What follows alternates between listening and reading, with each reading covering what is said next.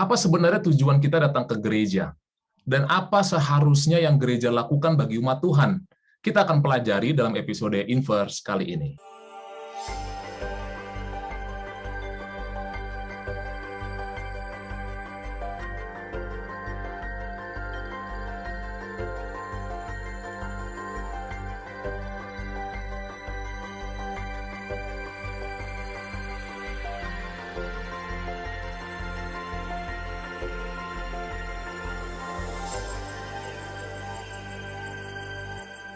Selamat datang teman-teman ke Inverse Bible Study, di mana di sini kita akan belajar Alkitab secara dalam bersama-sama. Jadi Inverse Bible Study ini merupakan panduan bagi kita untuk belajar Alkitab secara pribadi dan juga mendalam. Bible Study Guide yang pertama-tama bertema bagaimana mengetahui kehendak Tuhan. Dan pada episode kali ini kita sudah berada dalam episode ke-12 atau pelajaran ke-12 dengan judul Gereja yang Mana? Tanda tanya. Untuk teman-teman yang lagi nonton, kalian bisa download Inverse Bible Study Guide-nya dalam bentuk PDF di kolom deskripsi video ini atau di Instagram kami @inversebible_id. Diskusi pelajaran ini hanya menjadi suplemen dari Inverse Bible Study Guide, dan kami mengajak atau menyarankan teman-teman semua untuk bisa memiliki pengalaman yang lebih dalam dengan mempelajari sendiri melalui Bible Study Guide yang sudah dipersiapkan oleh Inverse dan bisa di-download, yang seperti tadi sudah kami sampaikan ada di kolom deskripsi di video ini. Baiklah, pada malam hari ini kita ada, saya tidak sendiri, di sini kita ada teman-teman yang menemani saya di sini. Yang pertama saya mau sapa Pastor David Zebedius, yang kedua ada Bang Ronald, yang ketiga ada Bang Charles Tampu Bolon. Oke teman-teman, tanpa menunggu lama, kita langsung saja membuka diskusi kita, pelajaran Alkitab kita pada saat ini dengan doa, dan kami meminta untuk Bang Charles memimpin kita dalam doa. Baik, kita bersatu dalam doa. Yesus yang kami sembah, yang kami sapa sebagai juru selamat kami, terima kasih Tuhan oleh karena kebaikan-Mu, Engkau sudah menghantarkan kami hingga kami dapat bersama-sama di sini untuk belajar tentang firman-Mu. Kuasai kami dengan kuasa Roh-Mu, biarlah setiap pembicaraan diskusi Alkitab ini membuat kami hari demi hari mengerti apa yang Kau mau, Tuhan. Terima kasih Tuhan, haleluya, amin. Amin. Thank you Bang Charles. Oke, seperti yang sudah kita bilang di awal tadi, judul kita pada episode kali ini adalah gereja yang mana. Nah, sebelum kita membahas lebih jauh ya, tentu kita harus baca dulu nih. Ayat panduan kita pada malam hari ini terdapat di dalam Efesus 4 ayat 11 sampai 16. Oke, saya baca ya. Efesus 4 ayat 11.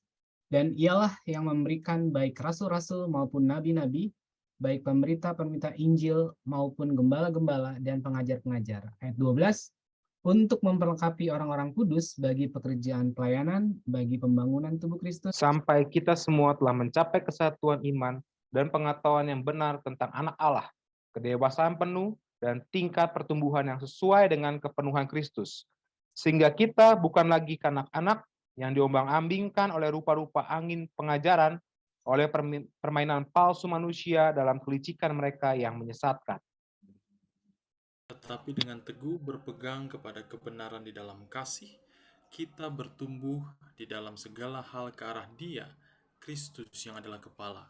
Daripadanya lah seluruh tubuh yang rapih disusun dan diikat menjadi satu oleh pelayanan semua bagiannya, sesuai dengan kadar pekerjaan tiap-tiap anggota, menerima pertumbuhannya dan membangun dirinya dalam kasih. Oke, terima kasih. Nah, untuk awal-awal nih kita mau coba telaah dulu ya.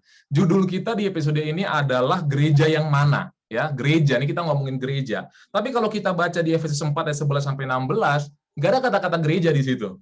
Nah, nggak ada kata-kata gereja kan. Jadi yang aku ingin coba teman-teman sampaikan, apa sebenarnya hubungan antara ayat ini dengan kata gereja gitu. Mungkin masing-masing kita bisa memberikan poin kira-kira dari ayat ini sebenarnya apa sih yang lagi dibahas di ayat ini dan hubungannya dengan gereja. Boleh nggak?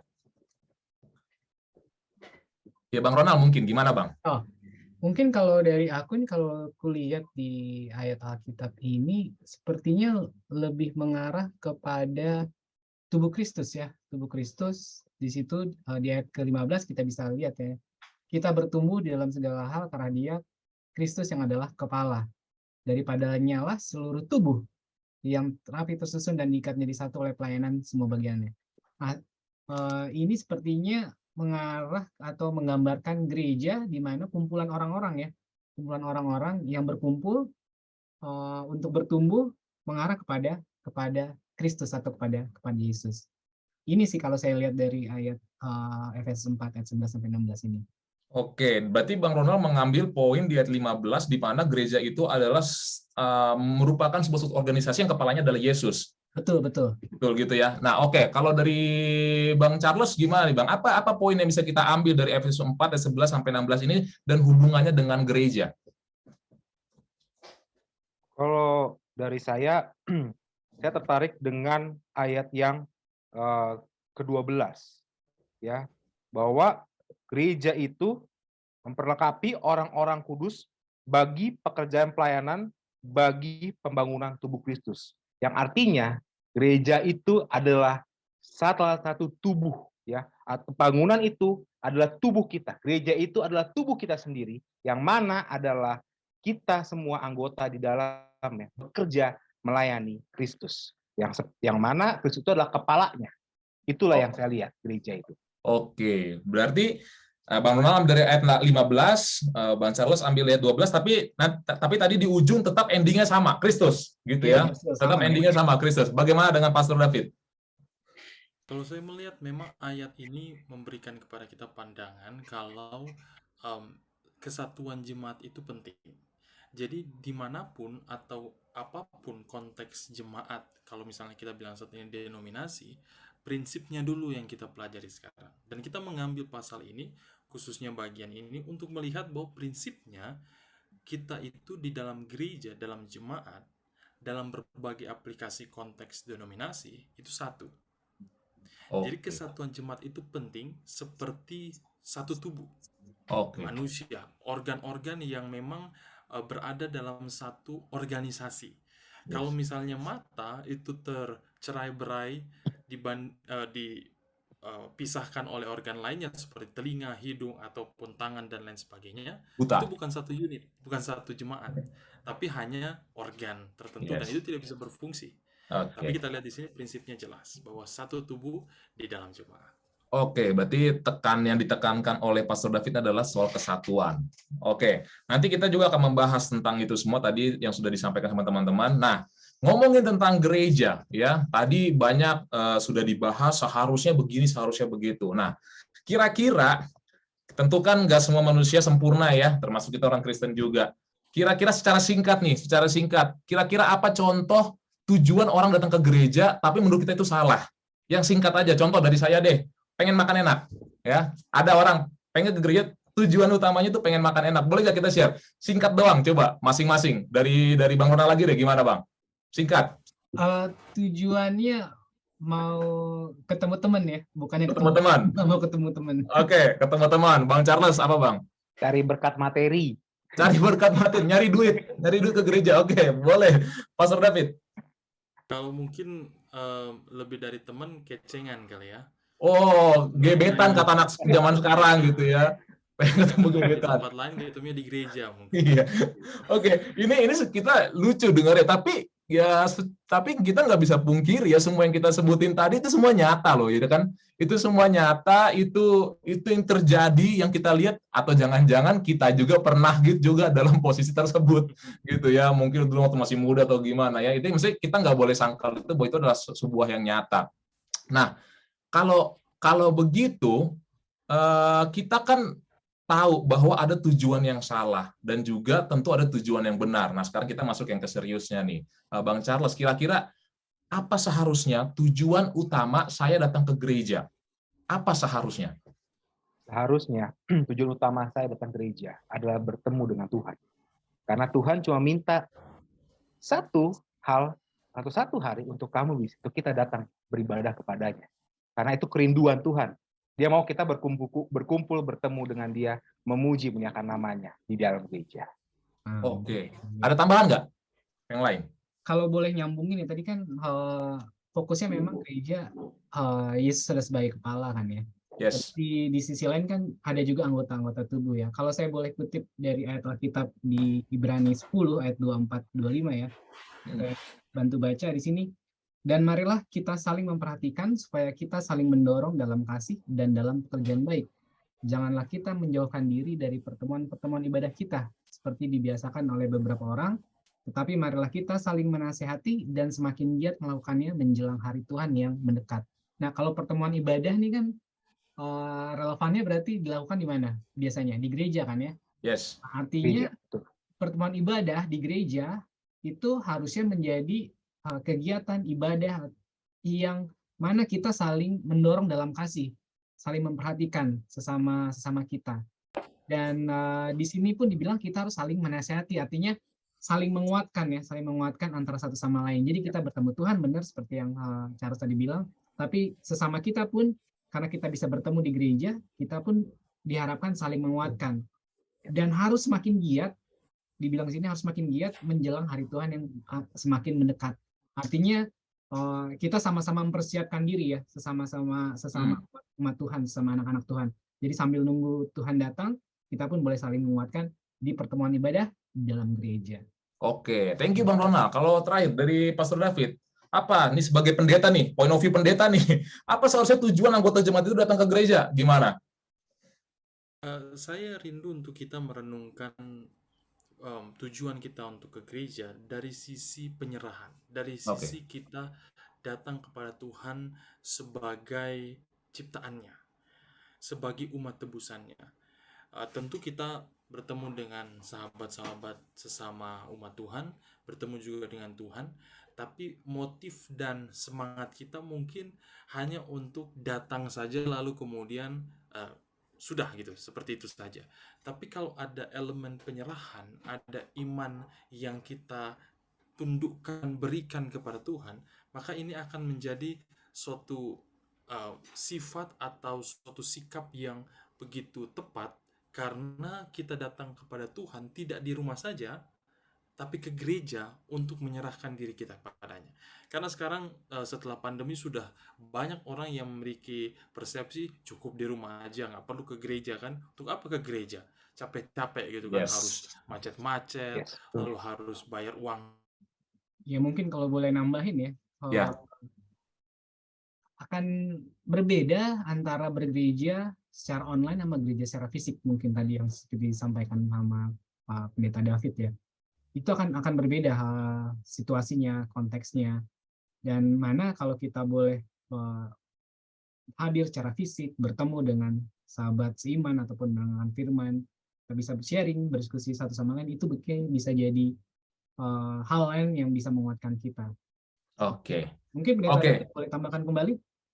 Ya, oke. Ditahan dulu Bang Ronald ya, karena kita akan break dulu. Nanti ditahan, ini semakin menarik. Nanti setelah break kita akan membahas lagi yang sebenarnya tadi sudah dibahas tapi kita ingin perdalam lagi. Oke. Pada saat ini kita akan break sejenak.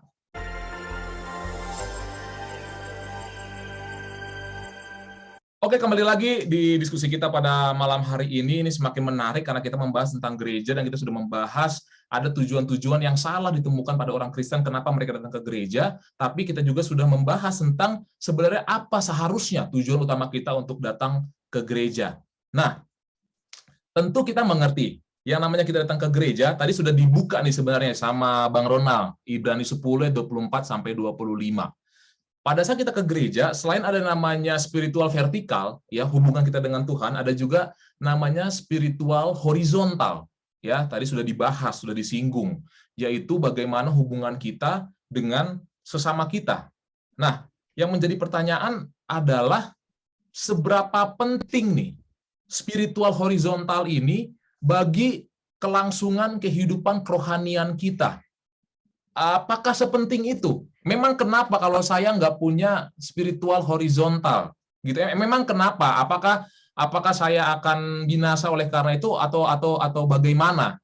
Gitu. Tadi Bang Ronald sebelum break ingin menambahkan. Coba Bang Ronald, apa Bang? Ini tadi lanjutin yang tadi ya. Jadi saya ada pengalaman seperti itu.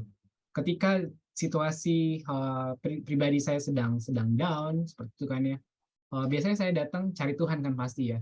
berdoa sama Tuhan dalam kehidupan Ya. doa pribadi saya. Tapi selain itu saya pun ingin boleh dikuatkan juga bertemu dengan sahabat-sahabat seiman saya seperti itu. Nah, ketika boleh bertemu dengan mereka, kita boleh mendapatkan kasih sayang, di mana rasa saling mengasihi sama kita ketika kita sharing sama mereka, kita boleh dikuatkan, dapat juga insight, dan juga bisa berdoa bersama-sama. Pengalaman itu bisa membantu saya, ataupun ada juga teman saya yang lain ketika bisa dijangkau atau dilawat bersama-sama dalam perkumpulan di gereja, itu bisa membantu semangat mereka untuk kembali lagi lebih semangat dalam pelayanan atau dalam menjalani kehidupan mereka. Jadi situ Oke. pentingnya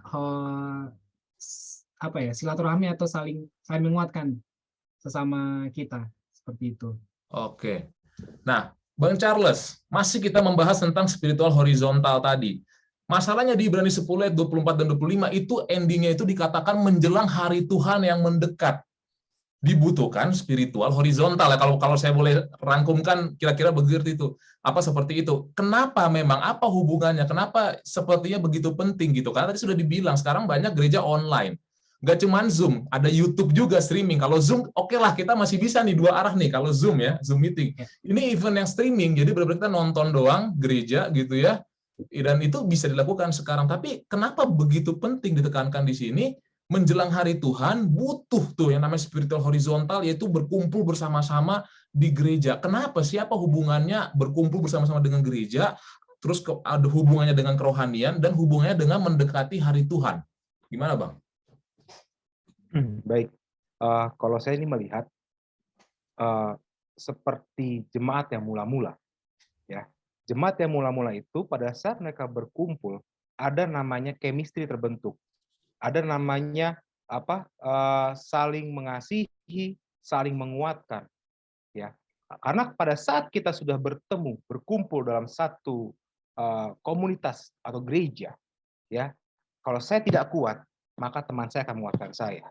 Ya, walaupun kita punya hubungan yang baik sama Tuhan, seperti karena kata Brother Ronald tadi katakan, kita butuh juga karena kita ini makhluk sosial, ya, yang butuh namanya interaksi, yang butuh namanya sentuhan kasih, ya. Oleh karena itu, pada saat kita di sini namanya banyak ya sekarang ya, gereja hybrid, ya. Tetapi namanya perkumpulan, persekutuan itu sangat dibutuhkan. Ya, karena sudah ada perkumpulan persekutuan, percaya kita akan semakin kuat dalam kerohanian, semakin kuat dalam sosial, dan percaya juga Tuhan akan kita punya hubungan yang semakin baik dengan Tuhan. Oke, thank you. Pastor David gimana? Saya ingin kita juga membahas mengenai pertemuan ya. Seringkali kita berpikir pertemuan itu memang secara rohani cukup antara kita dengan Tuhan, lalu kemudian itu masalah pribadi. Di satu sisi itu betul, tapi apa yang tadi sudah disampaikan oleh Brother Ronald dan juga Brother Charles, saya yakin bahwa kita memerlukan human touch. Dan human touch ini hanya dapat diperoleh jika kita datang ke gereja sebagai the group of believers, umat percaya. Dan ketika kita kekurangan ini, maka cenderungnya nanti spiritual horizontal itu berganti menjadi spiritual selfishness. Spiritual yang hanya berpikir tentang diri sendiri, tanpa memikirkan orang lain. Nah, apa yang Tuhan Yesus telah contohkan pada saat dia berada di muka bumi ini, dia pergi ke sinagog. Dan sinagog itu adalah tempat di mana orang-orang percaya berkumpul. Bukan hanya ketika dia datang ke sinagog untuk bertemu dengan orang, tapi bertemu juga dengan Tuhan. Tapi ada juga satu sisi di mana dia mengundurkan diri dari keramaian, dari orang-orang banyak, lalu dia bersekutu dengan Tuhan di Taman Getsemani ataupun di tempat lainnya yang disebutkan dalam Alkitab. Kita perlu membedakan ketika Yesus berada di tempat pribadinya untuk memperkuat hubungannya dengan Allah, tapi di mana dia juga berada bersama dengan orang banyak dan dia menjadi pengaruh yang baik, menjadi pengaruh positif. Dan ketika pengaruh-pengaruh positif itu berada di gereja, saya yakin bahwa kita bisa saling menguatkan, dan bahkan lebih pada itu lagi, kita bisa semakin lebih dekat kepada Tuhan secara bersama-sama. Dan iman itu tidak hanya bersifat individual, tapi iman itu juga bersifat komunal, bersama-sama. sebagai Oke. suatu komunitas. Oke. Jadi Amin. berbicara mengenai Yesus, jadi menarik ya. Kalau kita mengingat Yesus juga, ternyata Yesus saja juga sebenarnya butuh itu dukungan dari sesama manusia. Kalau misalnya kita ingat waktu dia di Getsemani, gitu kan, pada saat dia Betul. berdoa, kemudian pada saat dia kembali ngeliat, wah kok nih murid-murid tidur gitu. Padahal di saat itu dia benar-benar lagi membutuhkan kekuatan dari murid-muridnya. Ya kita bayangin Yesus saja itu membutuhkan, apalagi kita gini kan, manusia berdosa seperti kita saat ini.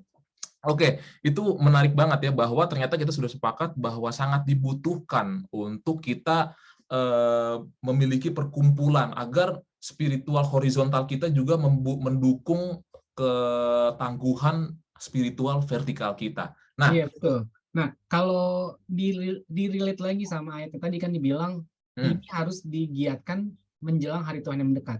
yes. Nah, itu mungkin satu topik lagi yang harus kita pelajari, mungkin nanti bisa kita lihat bagaimana tentang hari Tuhan itu. Tapi biasanya hari Tuhan itu identik dengan adanya pencobaan atau kesengsaraan yang akan menimpa umat-umat Tuhan di akhir zaman. Ketika kita bisa bersama-sama menghadapinya dalam satu persekutuan seperti yang Pendeta Dev tadi bilang, komunal, secara komunitas, biasanya itu akan membuat bonding kita ya sebagai satu kesatuan dari gereja, umat-umat Tuhan itu akan lebih kuat meskipun kita menghadapi tantangan atau pergumulan dalam kehidupan kerohanian kita di akhir zaman, di zaman ini. Mungkin itu yang bisa saya tambahkan sedikit. Oke, thank you. Ada lagi? Oke. Kalau gitu kita pindah dulu sedikit nih. Dari tadi kita membahas tentang saya, maksudnya kitanya gitu ya, kita yang datang ke gereja.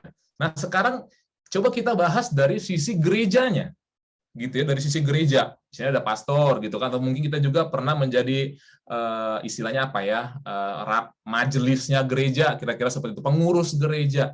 Kira-kira apa sebenarnya yang paling penting pada saat ini gereja lakukan kepada umat-umat gitu, selain daripada memastikan pelayanan rutin itu berjalan dengan lancar ya. Contoh misalnya ibadah mingguan ya dipastikan mulainya tepat waktu, para pelayannya semuanya hadir, pengkhotbahnya hadir, selesai. Selain daripada itu sebenarnya apa yang harus gereja lakukan ini bagi umat? Gimana? Dari Bang Charles deh. Baik.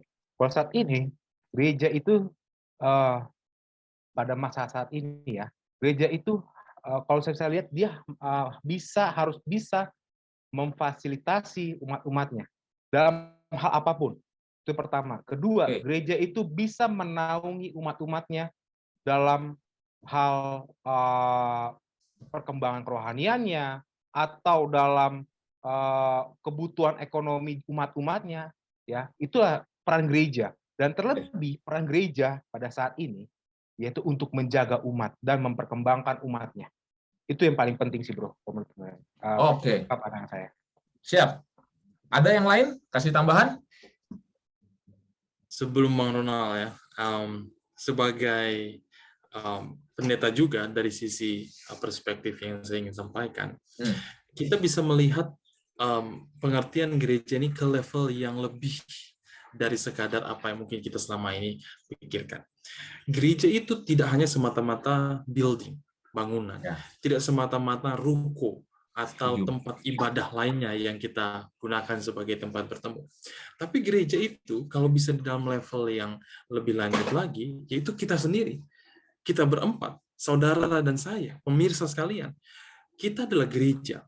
Dan ketika kita keluar, entah apapun tanggung jawab pelayanan kita, baik sebagai pendeta, sebagai ketua jemaat, sebagai pelayan apapun yang kita lakukan di jemaat, kita menjadi, seperti tadi Bang Charles juga bilang, fasilitator yang memperhatikan, lalu kemudian yang mempersatukan, karena banyak sekali orang-orang yang, berantem nih di dalam gereja misalnya, clash gitu kan. Banyak. Nggak mungkin kita biarin, nggak mungkin kita hanya sepelekan gitu. nanti juga diam sendiri itu, nanti juga baik kan. Pasti kita sebagai sesama anggota gereja, kita akan lawat dan kemudian kita akan persatukan kembali. Kalaupun nanti belum dapat dipersatukan, minimal kita akan bertemu dengan mereka. Dan kita yang menjadi bagian dari gereja itu hadir untuk mereka sebagai gereja, sebagai tempat di mana mereka bernaung, tempat di mana mereka bisa bercerita, bahkan lebih daripada itu, tempat di mana mereka merasa puas. Nah, seringkali pergumulannya seperti ini, Bang Jordan dan rekan-rekan, saudara-saudari sekalian. Kita melihat kondisi realita anggota ataupun tamu, misalnya ya. Mungkin dia tidak reguler datang, tapi kemudian dia sering datang. Dia memerlukan bantuan dana, misalnya. Dia memerlukan uang. Gereja tentu tidak bisa memenuhi itu selalu. Kalaupun sekali, 2 kali, beberapa kali, bisa kita akomodasi. Tapi tidak bisa selalu kita penuhi permintaannya. Hanya jika kita membangun hubungan yang baik, hubungan yang erat, tanpa kita mengorbankan keinginannya saja untuk uang itu, maka harapannya kita bisa menyediakan sesuatu yang lebih daripada uang. Apapun itu, pekerjaan, hubungan dengan Tuhan, kerohanian, dan lain sebagainya, yang bisa memenuhi kehidupannya. Karena kita percaya manusia memiliki berbagai aspek kehidupan. Dan itulah gereja. Kita semua di sini adalah gereja itu sendiri, dan gereja hadir pada saat orang-orang yang memerlukan pun rindu untuk memiliki. Oke. Terima kasih, Pastor David. Bang Ronald, gimana Bang Ronald? Kalau dengar apa yang disampaikan Pendeta David tadi, saya langsung ingat dalam Kisah Para Rasul ya, tentang cara hidup gereja mula-mula di sana ya.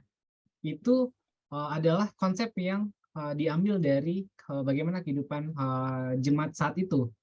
Nah, yang harus diperhatikan secara konsepnya adalah bahwa gereja ini yang pertama itu adalah harus menjadi kesaksian, harus bersaksi tentang siapa? Tentang Yesus. Tentang Yesus. Yang kedua adalah dibilang ini adalah gereja adalah kumpulan orang percaya yang sehati sejiwa, termasuk di dalamnya seperti yang Pendeta David bilang, kalau ada yang berkekurangan mereka saling menguatkan, saling membantu satu sama lain. Tapi tentu saja tidak semua bisa dilakukan seperti itu kan ya. Jangan sampai ketika kita melakukan pelayanan sebagai sebuah kesatuan gereja, kita melakukannya untuk memenuhi kebutuhan secara manusia, tapi kita tidak membawa mereka atau orang-orang yang ingin datang ke gereja untuk bertemu Tuhan. Nah, fokusnya harus kita bawa mereka untuk bertemu Tuhan, tapi tentu saja bagaimana bisa bertemu ataupun membicarakan tentang Tuhan kalau secara kasar mungkin dibilang perut mereka lapar atau enggak, ya mungkin kebutuhan dasar kita coba penuhi, tapi di luar itu adalah fokusnya kita harus ingat bahwa apapun yang kita lakukan, baik itu membantu mereka, memberikan mereka makan atau bantuan apa itu, kita harus fokuskan bawa mereka kenalkan kepada Yesus, seperti itu. Oke, thank you Bang Ronald. Jadi kita sudah mengerti bahwa ternyata gereja itu memiliki peran penting di luar mengatur sekedar ibadah ritual atau ibadah reguler lah, kira-kira seperti itu ya. Di luar itu ada peran gereja yang justru jauh lebih dalam, ya, justru jauh lebih luas. Bagaimana caranya supaya memastikan umat-umat itu menjadi seorang murid. Istilah kata pemuritan ya. Jadi gereja bertanggung jawab untuk melakukan pemuritan untuk semua anggota jemaatnya. Nah, ini mungkin pembahasan kita yang terakhir nih. Kita juga kan ngomongin gereja tentu harus melihat Yesus juga. Ya, Yesus dikatakan dalam Lukas 4 ayat 16, ya saya baca dulu kali ya, Lukas 4 ayat 16 mengatakan di sana bahwa ia datang ke Nazaret tempat ia dibesarkan dan menurut kebiasaannya pada hari Sabat ia masuk ke rumah ibadat lalu berdiri hendak membaca dari Alkitab. Ini mungkin satu orang aja kali ya yang diskusi oleh karena waktu kita juga. Saya langsung aja nih ke pastor. Apa sebenarnya kenapa hari itu begitu penting pastor ditentukan? Ya, menurut kebiasaan Yesus di sini dia masuk ke gereja di hari Sabat. Kenapa harus begitu penting hari itu, hari Sabat itu dalam hari peribadatan kita? Seringkali kita melihat hari Sabat hanya sebagai pertemuan rutinitas. Oke, kembali hari Sabat lagi. Oke, kembali lagi hari setiap minggu, setiap pekan yang kita luangkan bersama-sama. Tapi rutinitas ini kita desain sedemikian rupa sebagai manusia yang sudah memperoleh hikmat dan firman dari Tuhan, kita buat sedemikian rupa untuk mendekatkan diri kita kepada Tuhan. Dan mengapa perlu satu hari khusus, dan mengapa perlu kita lakukan berkali-kali, berulang-ulang, agar kemudian kita terbiasa. Hal yang kita biasakan, ini kemudian menjadi kebudayaan tersendiri. Kebudayaan atau menjadi suatu habit yang membangun ke karakter. Dan harapannya karakter kita ini yang terbangun, yang kemudian menjadi dibentuk semakin serupa dengan Yesus Kristus. Tentu seperti yang tadi di buku Ibrani dan buku lainnya kita sudah dengarkan, iman kita itu tidak dimiliki oleh kita karena kita yang buat atau yang kita yang ciptakan. Tapi tentu dari Tuhan. Hanya ketika Tuhan sudah memberikan itu, adalah tugas dan peran kita untuk membentuk, untuk kemudian melatih diri kita sedemikian rupa, sehingga Tuhan memiliki umatnya yang memiliki karakter ilahi itu di tengah-tengah dunia ini. Dan saya yakin bahwa ketika kita membiasakan diri kita, membangun karakter pribadi kita yang kuat, yang kokoh, yang solid dengan Tuhan, maka hubungan kita dengan Tuhan itu dipererat. Seringkali kalau kita melihat teladan Yesus, kita berpikir, oh Yesus ini datang ke sinagog, lalu datang ke tempat pertemuan ibadah, lalu kemudian hanya begitu saja. Kita melihat bahwa apa yang dilakukan Yesus, dia mempelajari firman Tuhan. Dia Tuhan, dia juga manusia, tapi bukan berarti dia tidak memerlukan firman Tuhan. Justru dengan firman Tuhan itulah dia semakin mengetahui kehendak Allah. Semakin dipersiapkan untuk bertemu dengan kehendak Allah, yang kita tahu semua, pada saat dia berada di Taman Getsemani, dia bilang, Tuhan kalau bisa cawan ini lalu daripada. Dan pada saat dia disalib, dia kemudian siap dan menerima apapun yang Tuhan berikan. Nah, kalau kita misalnya, mungkin ada yang berpikir ya, apa sih gunanya masuk ke gereja? Apa sih gunanya datang ke gereja hari Sabat? Toh pada hari-hari berikutnya saya juga yang harus repot ke kerjaan, saya juga yang harus bekerja, harus banting tulang, bekerja keras gitu untuk melakukan semuanya. Saudaraku, kalau kita mengetahui bahwa dunia ini sudah berat, seringkali yang mungkin kita rasakan adalah kita tidak siap dengan apa yang diberikan dunia ini. Yang jadi masalah adalah ketika kita datang kepada Tuhan, semuanya sudah terlambat. Dan yang terjadi adalah penyesalan. Tetapi pertemuan dengan Tuhan adalah cara dan waktu yang indah kita bisa bersama-sama dengan Dia. Amin. Oke, thank you Pastor. Mungkin sedikit lagi dari Bang Ronald juga Bang Charles sebagai closing statement, boleh mengenai pelajaran kita pada malam hari ini dari Bang Charles dulu kali ya. Boleh Bang? Baik. Yang perlu kita ketahui bahwa gereja yang benar itu adalah gereja yang mau bersaksi buat Tuhan Yesus, Amin. yang mempunyai karunia dari Tuhan, dan terlebih jangan pernah berkata saya malas ke gereja.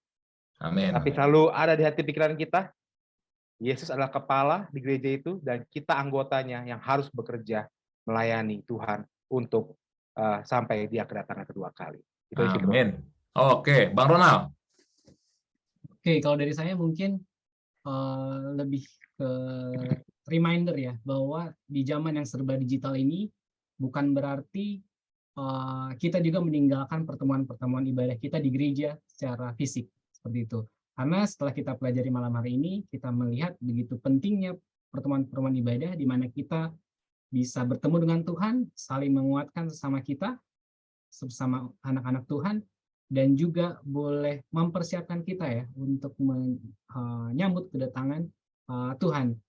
Dan kita dalam pertemuan ibadah di gereja, di sana kita boleh saling mengasihi, saling mendoakan, saling menguatkan, saling menasihati, dan kita pun boleh bertumbuh bersama-sama di dalam gereja. Amin. Oke, terakhir dari Pastor David, closing statement. Ya, saudara-saudari sekalian, kita semua adalah gereja itu sendiri. Tuhan memiliki pesan dan tujuan tertentu untuk kita hidup di dunia ini. Namun, pada saat gereja-gereja kecil di dalam satu unit individu itu ada dan berkumpul di satu tempat yang sudah ditentukan, maka sesama kita akan memperkuat gereja sebagai tubuh Yesus. Amin. Dan saya yakin bahwa kita semua akan menjadi seperti Dia di dalam karakter dan kehidupan kita. Amin. Amin. Amin. Puji Tuhan, kita sudah berdiskusi. Oleh karena waktu kita harus menghentikan sampai di sini. Terima kasih untuk teman-teman semua yang telah memberikan pandangan-pandangannya. Kiranya semua apa yang telah diskusikan ini dapat menjadi berkat bagi semua teman-teman di rumah yang menonton dan juga tentu untuk kita yang menyampaikan juga. Baiklah, kita tutup diskusi Alkitab kita pada saat ini. Kita minta Pastor David untuk berdoa. Baik, mari sama-sama kita berdoa. Tuhan Allah Bapa kami dalam surga, terima kasih ya Bapa atas kasih-Mu yang begitu besar dalam kehidupan kami. Kami bersyukur ya Tuhan karena diskusi yang indah kami telah jalankan pada malam ini, dan kami berdoa ya Tuhan, kiranya Engkau selalu menyertai dan memberkati kami masing-masing. Secara khusus ya Tuhan, hamba berdoa untuk sahabat-sahabat yang telah bersama-sama dalam diskusi ini, kiranya Tuhan memberkati, dan secara khusus umat Tuhan yang mendengarkan akan pelajaran ini. Kami semua dikuatkan, kami semua dimenangkan dan menjadi gereja yang selalu memberikan terang kepada sesama kami dimanapun kami berada. Dan kami akan berada dalam gereja yang benar, yang Tuhan telah firmankan. Dan kehidupan kami didapati setia pada saat Engkau datang kali yang kedua. Mohon ampun dosa dan kesalahan kami, Tuhan, kami serahkan hidup kami hanya ke dalam tangan-Mu. Berkatilah in-depth Bible Study Discussion ini, sehingga banyak jiwa yang semakin dikuatkan di dalam firman Tuhan, mempersiapkan untuk kedatangan Tuhan yang kedua kali. Mohon ampun ya Tuhan, dosa dan kesalahan kami, kehendak-Mu saja yang jadi. Di dalam nama Yesus kami berdoa. Amin.